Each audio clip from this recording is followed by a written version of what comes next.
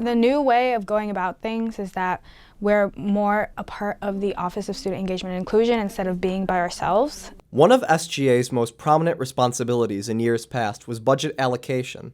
The organization used to determine budgets for individual clubs on a case-by-case basis. That responsibility now falls on OSEI, who are handling things quite differently. So the way that allocations are working and the way that the money is being handed out is that in order to get more money, you have to do more things. Club finances will be determined using a 4-tier system. Now, organization members must complete a series of training seminars on topics like diversity and inclusivity in order to reach specific tiers. As they advance, they'll be granted certain funds and privileges. Been a really interesting way to see how administrators want all students to be able to stand on the same platform and be well educated and have the resources that they need to move and be a better and more independent club. Clubs at the highest level, Tier 4, are permitted to request a budget allocation of $1,600 in addition to any funding negotiated last spring. These changes were unveiled during OSEI's student organization meeting on Wednesday, September 15th.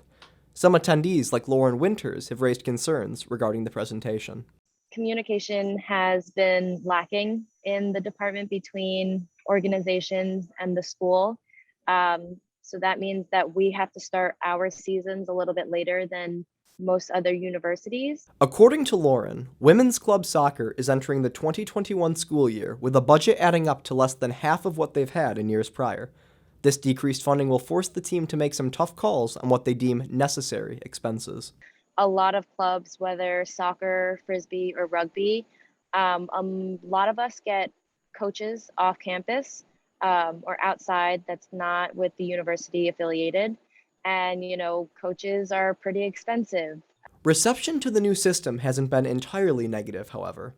Ava Downey is the president of OSTEM, a relatively new organization dedicated to providing a healthy environment for LGBTQ individuals in STEM fields. We didn't even have a budget last year, so it's not really affecting us a whole lot. So we got money this year, which we're excited about to be able to be used towards conference and everything. During the meeting, OSCI informed attendees that they plan on shifting all organizations to a self-funded model in upcoming years.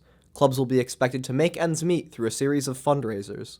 We're moving in a direction where student organizations will be self-funded, meaning that you will not have to move forward with submitting a budget packet. And this has a little asterisk with it for club sports.